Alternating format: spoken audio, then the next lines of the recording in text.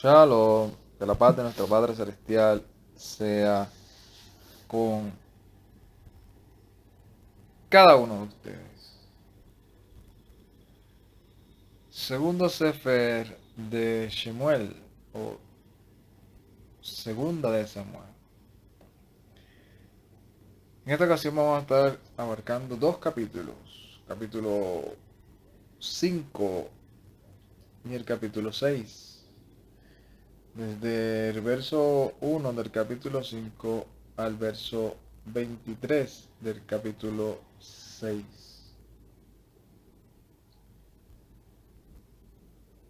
En las ocasiones pasadas estuvimos hablando de las actitudes que estaba demostrando David. Estaba demostrando ser un hombre de Shalom, un hombre que buscaba la pacificación entre su pueblo, entre sus hermanos. Que inclusive cuando el Eterno le dio Shalom, aún en territorio no eh, israelita, sino siendo ya parte de un territorio de sus enemigos, porque los filisteos o los filisteos eran enemigos declarados del pueblo de Israel. Aún el Todopoderoso guardó la vida de David, permitiéndole que fuera a ese lugar y alcanzara gracia ante los ojos de este hombre o de este rey llamado Aquis. Porque David en todo momento demostraba ser un hombre pacificador. Y dimos varios ejemplos de cómo cuando Aquis le dice que se devuelva, él obedece la orden. Cuando le llevan secuestrado a su familia, él, a pesar de que lo querían apedrear, se refugió en el Todopoderoso. Cuando encontró a aquel hombre que fue parte de los que le secuestraron a su familia, pero que por causa de una enfermedad lo dejaron en el camino, él le dio pan y le prometió, ¿verdad?, guardar su vida, no quitarle su vida, ni entregarlo en manos de su jefe o de aquel que lo había abandonado, que era su patrono. Vimos como después que recupera todo, va y le envía presentes a cada uno de los que le ayudaron mientras él estaba en la tierra de Israel, refugiándose de un lugar a otro por causa de Shaul. Y también vimos una parte en la cual David demostró también ser un hombre que no negociaba con la verdad, que, que la verdad era algo en la cual él no la negocia ni la justicia. Que cuando estos hombres, creyendo que podían alcanzar gracia ante sus ojos, eliminando a los hombres que le estaban haciendo guerra a David, como en el caso de este Amalequí, que fue donde él diciendo esas buenas de que Shaul y Jonatán habían fallecido, aquel general inclusive de su ejército que terminó matando a Abner por venganza de su hermano, y aquellos que mataron a Isboset, el hijo de Shaul. Y en ninguno de los casos David consentió con ellos, a todos los reprendió, y en excepto con el caso de Joab, que sí Joab permaneció vivo. A los demás los eliminó y los apartó de su presencia y les dijo que ellos habían hecho injusticia, que él no iba a patrocinar eso, que él no era una persona que participaba en las injusticias ni en las obras infructuosas de las tinieblas. A Joab lo reprendió y declaró una profecía o un deseo de limpieza, ¿verdad? De que la sangre que fue derramada no cayera sobre él ni sobre su reino, sino sobre Joab y toda su casa. En todos esos casos hemos visto a David dándonos un ejemplo a nosotros como creyentes de las características que tiene que tener un, un Obed, un siervo del Todopoderoso. Tiene que ser un hombre pacificador, un hombre de Shalom. Inclusive el Mesías Yeshua dice que son felices los que tienen estas características. Los que son pacificadores, los que buscan el Shalom, los que son puros de corazón, que no han elevado sus manos a cosas vanas, o sea, tienen manos santas, tienen manos tajor, manos puras. Y no literalmente está hablando de las manos que tenemos, sino es como decimos de manera simbólica, tienen las manos llenas de sangre, no necesariamente están llenas de sangre, sino es un eufemismo que utilizamos para decir que él ha participado de algo incorrecto, de un crimen eh, o algo parecido.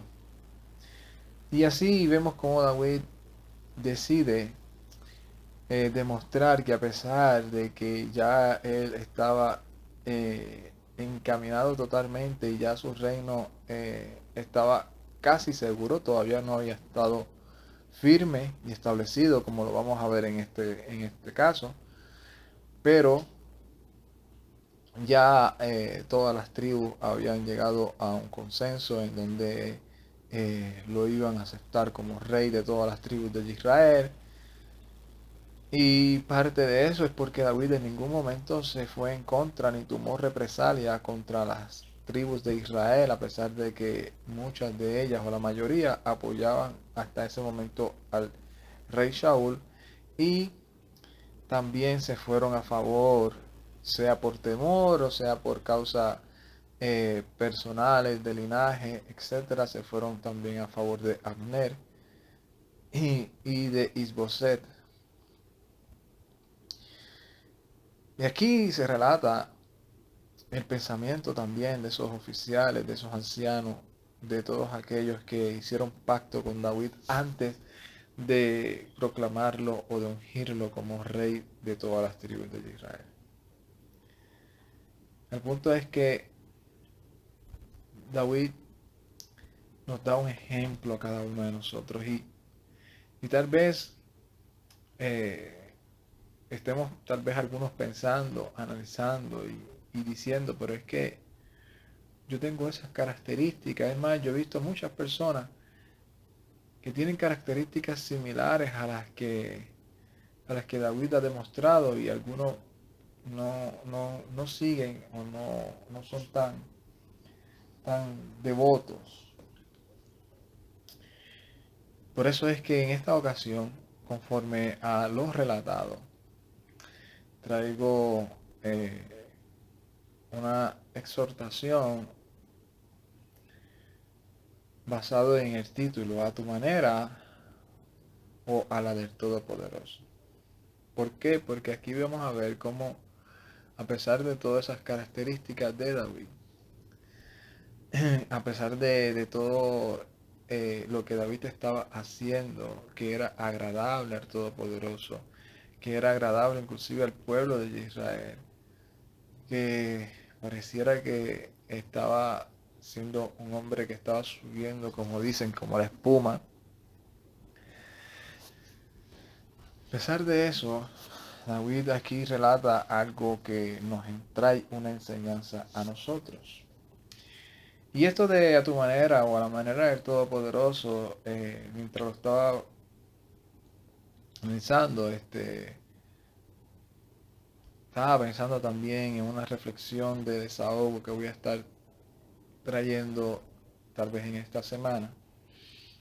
Porque se puede traer también el ejemplo de lo que hizo aquí David con lo que voy a estar hablando más adelante.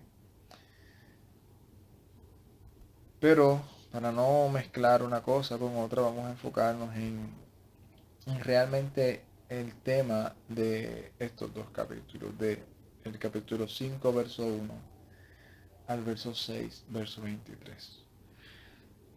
Aquí en estos dos capítulos aparece David y en una transición de no solamente ya venir, presentarse ante todos los jefes, ancianos de las tribus de Israel, sino también a empezar a dar los primeros pasos en los cuales él va o debe de tomar para tener toda la confianza y todo el apoyo de las tribus.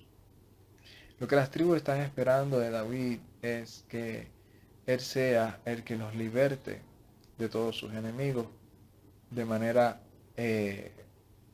total, de manera radical, de manera así que no sea a medias, que no sea eh, ganar una que otra batalla y la otra negociarla, etcétera. Que no sea un hombre lamentablemente así como Shaul, que terminó derrotando a Malequí y terminó después haciendo negocios con ellos, con el rey, cuando se le ordenó que no lo hiciera. Están esperando que David no tome represalias en medio de su reino. Están esperando que David sea un hombre que traiga lo que ellos están anhelando y lo que están esperando, que es tener un rey que cumpla las profecías que el Todopoderoso había declarado sobre él, de que por medio de él, él iba a apacentar a su pueblo. Y en, en estos dos capítulos aparece esos primeros pasos de cuando David, eh, lo primero que comienza hablando David en este primer capítulo, ¿verdad? En el capítulo 5, es que se comienza hablando el autor de los años que David reinó. Habla que reinó desde los 30 años y que 7 años y medio reinó en Hebrón y 33 años en Jerusalén.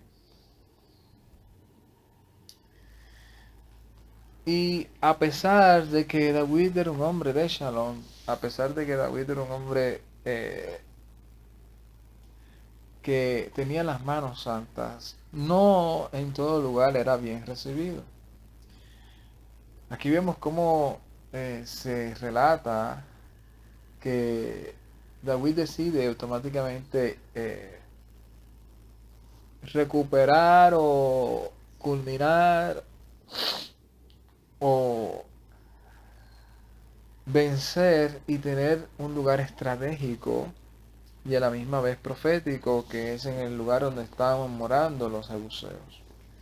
Pero los jebuseos no querían nada con David y se parece, y aquí aparece la frase que hacen los jebuseos y lo que David hace. Y el punto es que David termina venciéndolos, sometiéndolos, capturando esa ciudad y poniéndole la ciudad de David.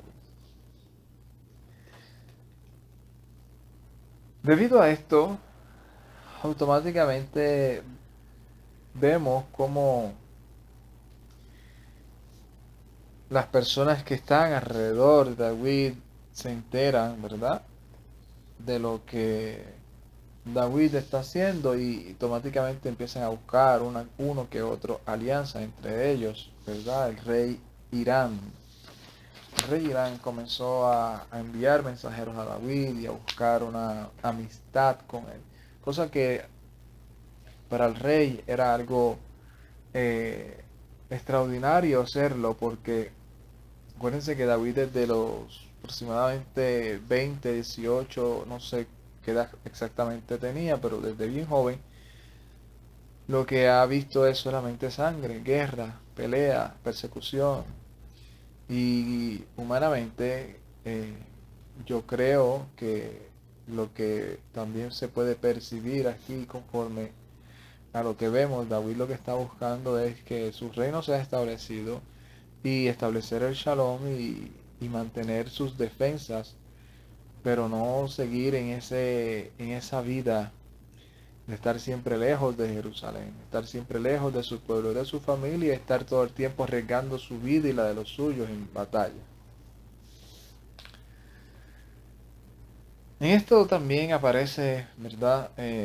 Cómo el Todopoderoso le da estrategias a David. Pero vamos a ir dándole un poco de contexto, ¿verdad? A lo que quiero llevar, ¿verdad? Que es el mensaje de a tu manera o a la del Todopoderoso.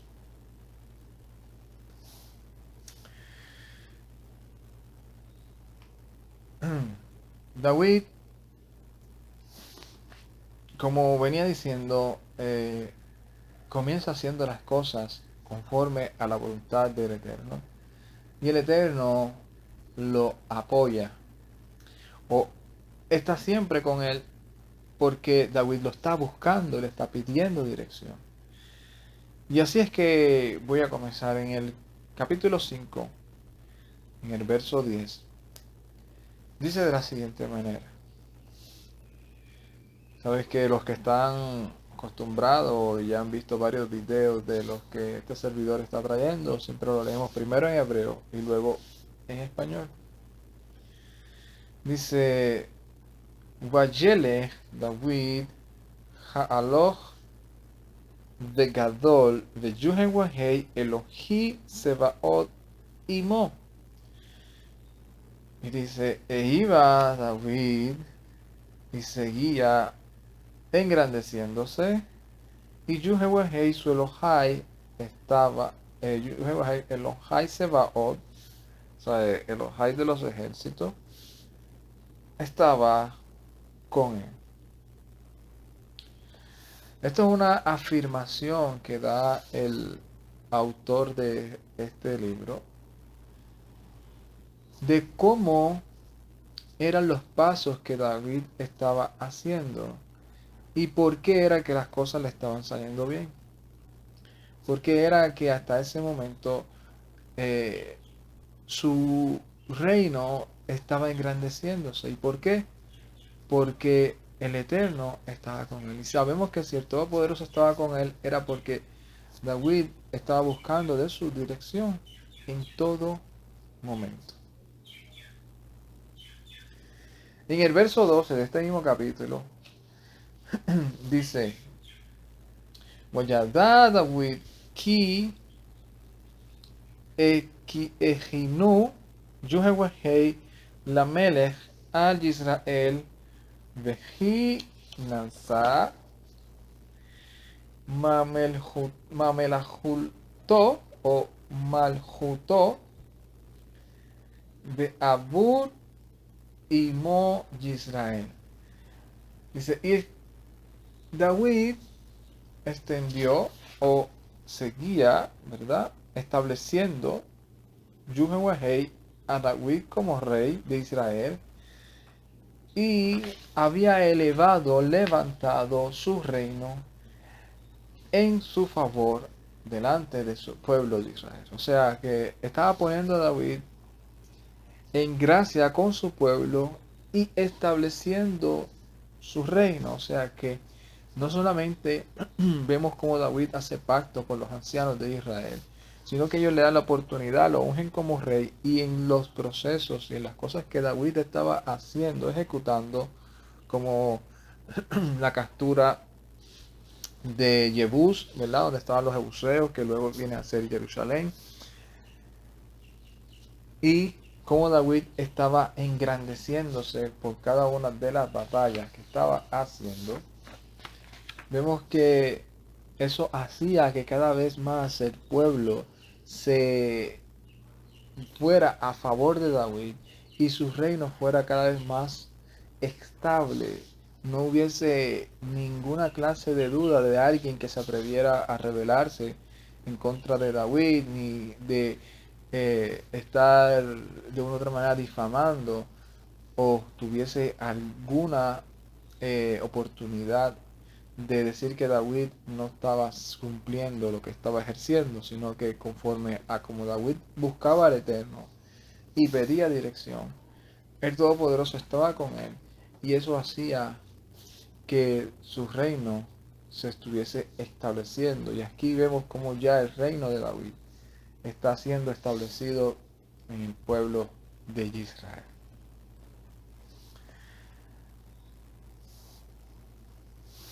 David buscaba al Eterno en cada una de las cosas. Y aquí vemos en esta ocasión del capítulo 5, en el verso 19, vemos la oportunidad o el desafío con el que se encuentra David. David se encuentra aquí con un desafío. ¿Y cuál es el desafío con el que se encuentra David? Es que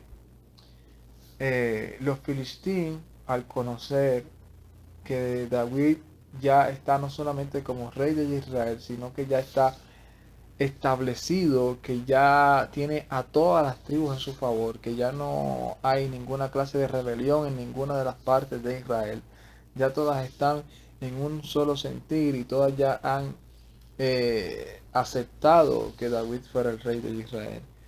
Ven que ya hay de otras naciones que están haciendo alianza con David. Los filisteos deciden atacar a David, a seguir lo que estaban haciendo con Shaul, que era debilitando a Israel y buscando someterlos como ya habían hecho previamente, que esto es algo que habían o estábamos viendo, o estamos viendo, leyendo desde hace varios años, hablando de varios años, de los años que pasaron en la escritura, cuando estuvimos leyendo el libro de Shoftim, de los jueces, como en ocasiones, por causa de esos jueces que morían y el pueblo volvía a hacer lo que no le gustaba al Eterno, terminaban siendo vencidos por sus enemigos, y entre ellos estaban los filisteos, que en ocasiones los vencieron y estuvieron años dominando el pueblo. Y los filisteos parece que no estaban a gusto con que Israel fuera libre. Y ven que aunque David está siendo como rey, deciden atacarlo.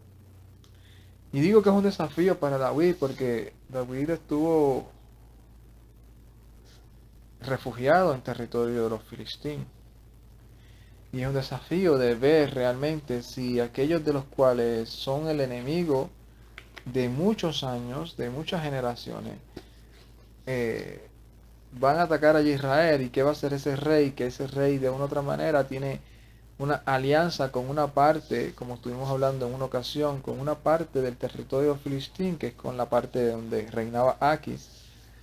¿Y qué va a hacer? Va a buscar y va a hacer una alianza con ellos.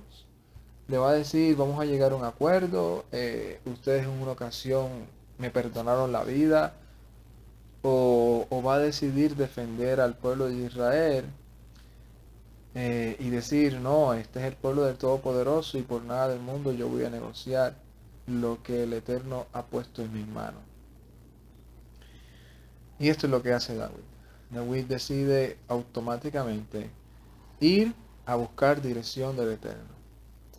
Y así es que dice en el capítulo 5, en el verso 19. Capítulo 5, verso 19 dice: Weyishael David beyuhewahel emor hael. Y dice, y le preguntó David a Yuhewahel diciendo, ¿he de subir el filistín contra los filisteos? Contra los filisteos. Hatitatnem beyadí, ¿los pondrás en mis manos?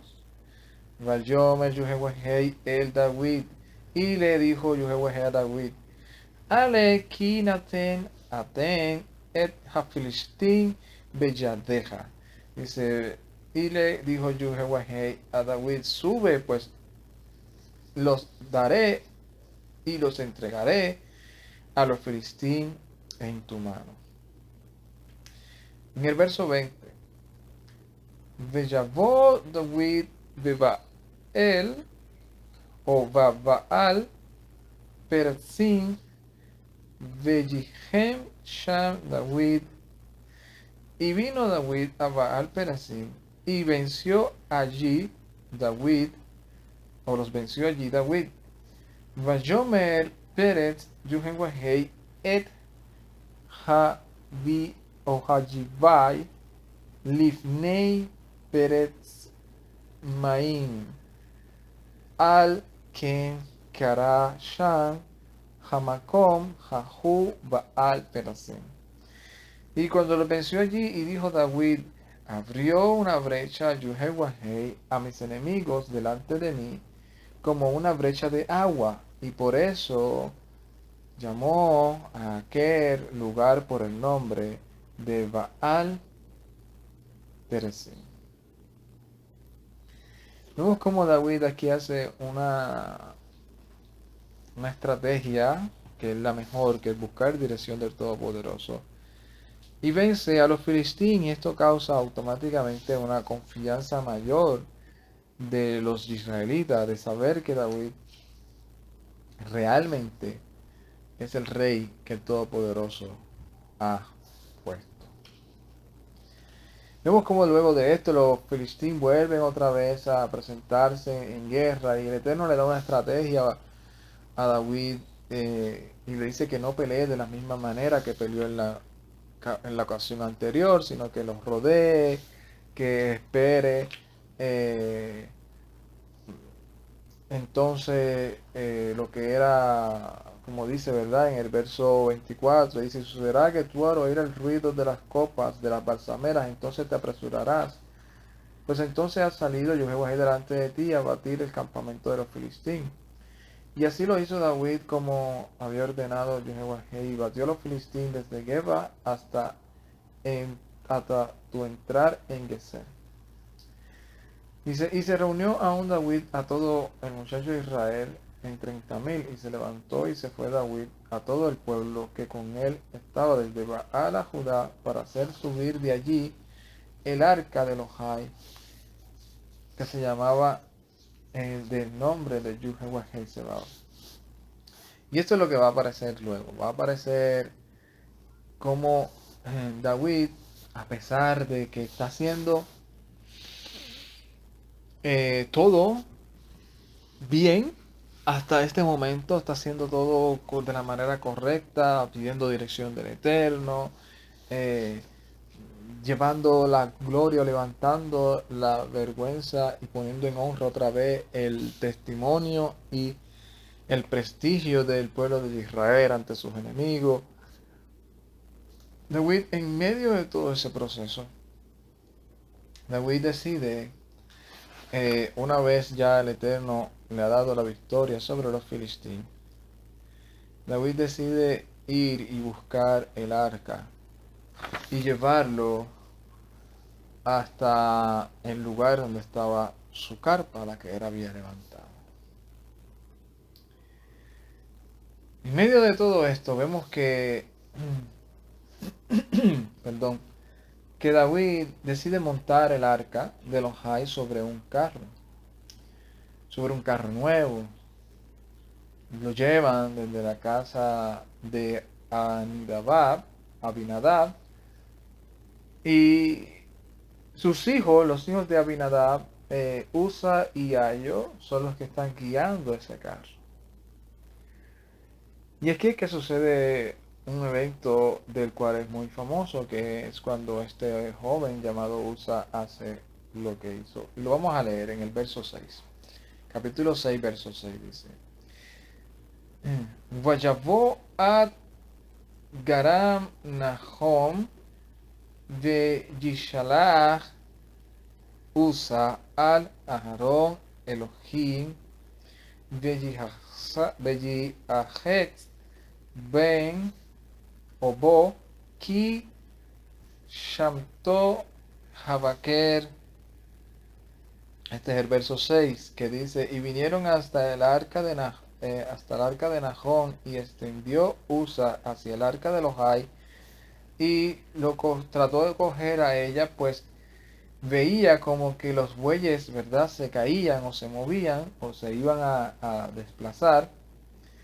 Y en el verso 7, Vayiher af Yehuahei Usa Veakahu Sham Elohai al Hashal Vejimot Sham im Aharon Elohim. Y sucedió que el furor de Yehuahei contra Usa y lo hirió allí Elohai por su negligencia y murió allí con el arca de Elohai. Aquí vemos cómo este hombre vio que el arca se iba a caer o estaba tambaleando. La palabra que aparece aquí en hebreo es shamtu. Y esa palabra es como cuando algo se va a desplazar, ¿verdad? Como si algo se fuera a fail en inglés, que es como si algo se fuera a caer. Y él parece que vio esto y automáticamente, pues, de una manera tal vez inconsciente, puso su mano para tratar de enderezarlo o por el temor que tenía. El punto es que tocó el arca y el Todopoderoso le privó de su vida, cosa que ya estaba determinado, que vamos a ver más adelante por qué fue que sucedió un poco esto. Y esto aparece en Shemot. Las restricciones de esto es algo que aparece en Shemot capítulo 25. En Shemot capítulo 25 vemos cuáles son las instrucciones del arca para poder tener una idea de la diferencia de lo que hizo David a lo que realmente estaba establecido. Shemot capítulo 25 o Éxodo capítulo 25 verso 13 al 15 dice: Asita abadei atzei shitim wet sipita otam sahab, y harás las varas de madera de arca y las cubrirás de oro. Verso 14: Weheveta et habadim batavaot al sal ot ha Aarón laset et ha Aarón bajem, y pasarás las varas por las argollas y a los dos costados del arca para llevar el arca con ella. Betabeot a Aarón yihyu habadim lo yasuru mimenu. Dentro de las argollas del arca han de permanecer las varas, no se quitarán en ella. Aquí vemos las instrucciones, que era que tenía que llevar el arca, madera, tenía que hacer por medio de las varas, y que no se debían quitar las varas. Y aquí vemos cómo lo que hizo David fue ponerlo en un carro nuevo, llamar a dos hombres que eran hijos de Abinadab y decirles que llevaran el arca. Y lo llevaron por un camino que no necesariamente ni de la manera que necesariamente había establecido. Y aquí lo vamos a ver un poco más adelante, el resultado de esto. Porque David hizo esto y lo hizo a su manera. Lo primero que David había hecho previamente había sido basado en la manera del Todopoderoso, pidiéndole dirección, buscando de su presencia, preguntándole sí o no. Perdón, sí o no. Debo de subir, entregar a los filisteos en mi mano. Luego le dice, Eterno, ¿qué tengo que hacer? El Eterno le dice, no vayas ahora a hacerlo de esta manera, hazlo de esta manera, y él lo hace. Pero cuando David decide llevar el arca, decide hacerlo basado en su propio corazón, basado en su propio anhelo, que no necesariamente estaba con una intención mal, de hacerlo porque a mí me dio la gana hacerlo así. No, lo hizo conforme a lo que él creía, entendía que podía agradar al Eterno. Sin embargo, el Todopoderoso le enseñó que así no es como se hacen las cosas.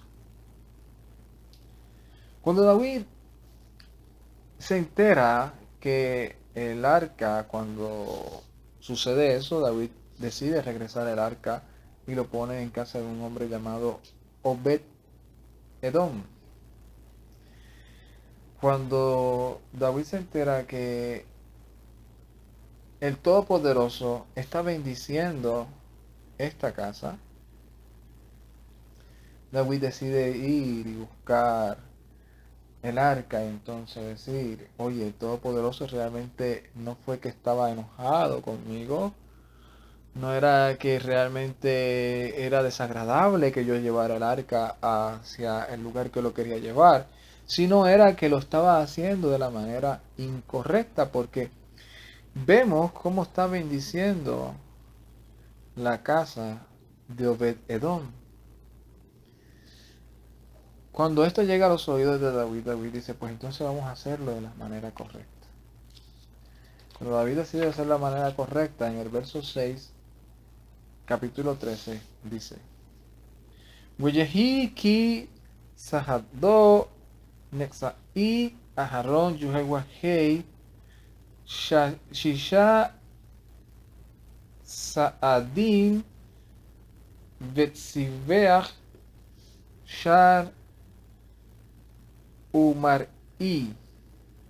Y dice, y sucedió que cuando anduvieron los portadores del arca de Yuhewahei 6 pasos y sacrificó allí un buey engordado y el cebón o el cebo.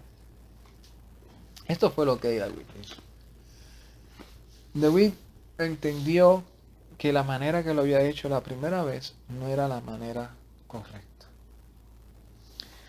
Que no lo estaba haciendo a la manera del Todopoderoso, sino a su manera. Que a su manera se puede escuchar bonito, se puede escuchar aún impresionante, se puede escuchar melancólico, podemos hacerlo de la manera que queramos. Pero si no es a la manera del Todopoderoso, no es agradable ante sus ojos. Y que tal vez puedan algunos pensar o escuchar y decir, no, pero qué evidencia tú tienes que al Eterno no le gustó lo que David hizo. A lo que el Eterno no le gustó fue que Usa tocara el arca. Eso fue lo que al Eterno no le gustó. No fue que David lo llevara con carro nuevo. No fue que David mandara a Usa y a Yod a llevar el arca. No fue que David decidiera hacerlo de la manera que lo hizo por la primera vez. Ese no fue el error. El error fue que Usa dañó la fiesta. Si Usa no hubiese tocado el arca, eso hubiese sido agradable al Todopoderoso. Pero eso es una especulación tal vez de algunas personas, pero realmente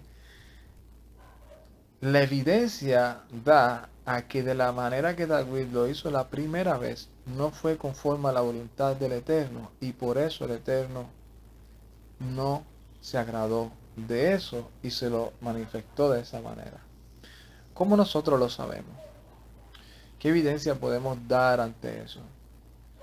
Primera de Crónicas, capítulo 15, verso 1, David lo relata aquí. Dice, hizo David también casas para sí en la ciudad de David, y arregló un lugar para el arca de Elohai, y levantó una tienda. Entonces dijo David, el arca de Elohai no debe ser llevada sino por los levitas o por los leviim, porque a ellos ha elegido Yuhewahei para que lleven el arca de Yuhewahei y le sirvan perpetuamente. Y congregó David a todo Israel en Jerusalén para que pasasen el arca de Yuhewahei a su lugar, el cual él había preparado. Reunió también David a los hijos de Aharón y a los Leviim, a los hijos de Coat, Uriel, el principal, y a sus hermanos 120, de los hijos de Merari, Asaías, el principal, y a sus hermanos 220, de los hijos de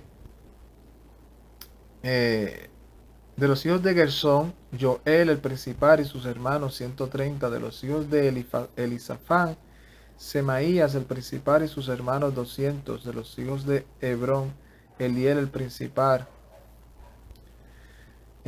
y 200. Y llamó David a los Kohanim, Sadoc y Abiatar, y a los Leviín, Uriel, Asaías, Joel, Semaías, Eliel y Aminadab, Y les dijo: ustedes que son los principales padres de las familias de los Levín, santifíquense en ustedes y sus hermanos, y pasen el arca de Yuhewah el Ohar de Israel al lugar que le he preparado. Pues por no haberlo hecho así nosotros la primera vez, Yuhewah nuestro Ohai nos quebrantó, por cuanto no le buscamos según su ordenanza.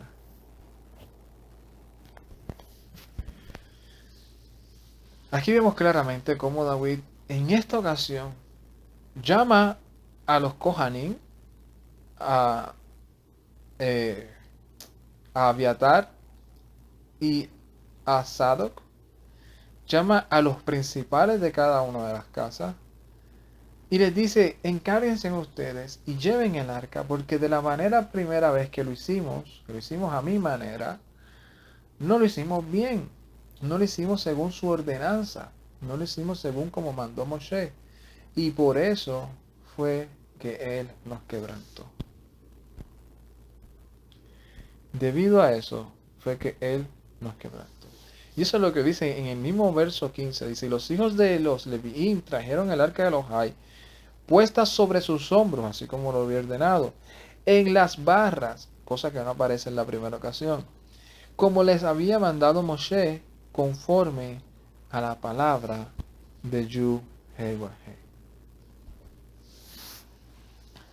Y esta es la enseñanza de estos dos capítulos que David nos enseña. Cómo comenzó haciéndolo conforme a la voluntad del Creador y cómo luego comenzó o trató de hacerlo a su manera. Y es una enseñanza porque nosotros podemos decir: no, yo no robo, yo no adultero, yo no miento, yo siempre soy un hombre de shalom, pacificador, tranquilo, yo digo que amo al Eterno.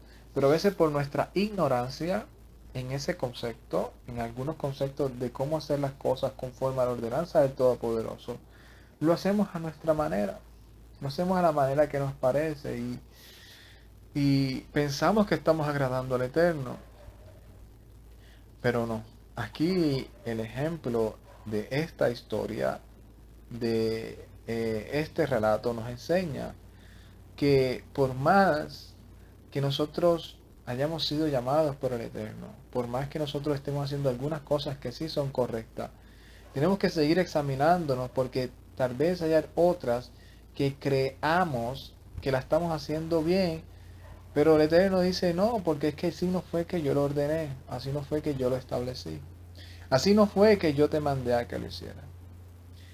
Y eso sucede mucho, ¿verdad? Voy a traer algunos ejemplos que no tengan que ver con lo que voy a hablar más adelante para que no sea repetitivo. Pero a veces nosotros decimos: no, pero es que yo hago todas esas cosas, pero sí puedo comer a la manera que a mí me gusta. Y el Eterno dice: pero ya yo establecí la manera en la cual mi pueblo, que es Kadosh, debe de comer. No, pero es que yo sí lo puedo hacer, pero puedo santificar y agradar al Eterno de la manera que yo quiera y en los días que a mí me parezca. O por lo menos decir, en la manera en la cual yo tengo que decir esto es Kadosh, pues lo voy a decir en el día que yo quiera. O yo me voy a vestir como a mí me parezca. Y el Eterno estableció unos principios, unas ordenanzas para su pueblo Kadosh. Si tú no eres parte del pueblo del Todopoderoso, pues es normal que te estés dirigiendo basado en el deseo de tu corazón. Pero si realmente tú te consideras pueblo del Todopoderoso, debemos de mirar este ejemplo y aprender de ello. Y aprender de lo que David hizo. David reconoció que la primera vez que lo había hecho, no lo había hecho conforme a la ordenanza del Eterno. Y en su segunda ocasión, en su oportunidad, decidió entonces hacerlo conforme a su voluntad. Y eso es humildad. Eso es otra de las características que tienen los siervos del Todopoderoso.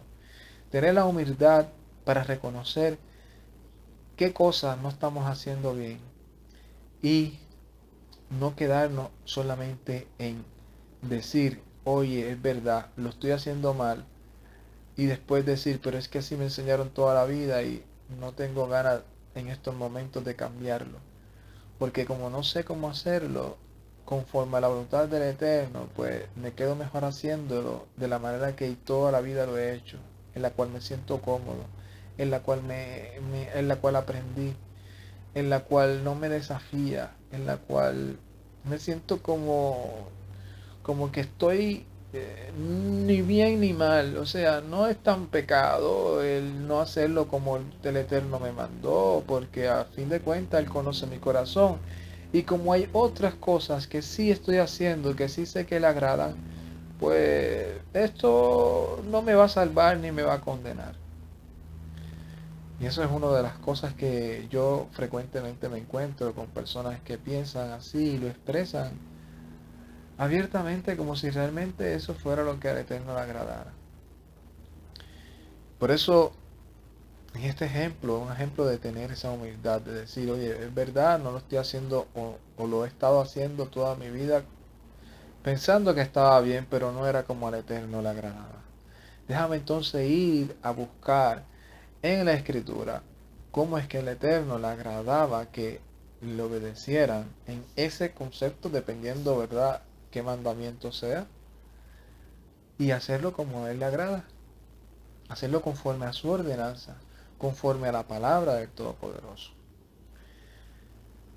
Así que mirémonos, examinémonos y sigamos hacia adelante, porque hay algo que David entendía, y era que él había nacido para hacer la voluntad del Eterno. Y que en ese proceso sí iban a haber correcciones, sí iban a haber disciplina, sí iban a haber amonestaciones, pero también iba a experimentar el favor del Eterno, su cuidado, su protección, su instrucción, su enseñanza, su misericordia. Y eso está relatado en cada uno de los salmos. Por eso David no temía en nada confesar sus pecados, en nada tenía temor en reconocer en qué había fallado, porque sabía que tenía un juez que era misericordioso y que Él se compadece de los que tienen un corazón o un espíritu contristo y que se humilla ante Él y reconoce sus debilidades.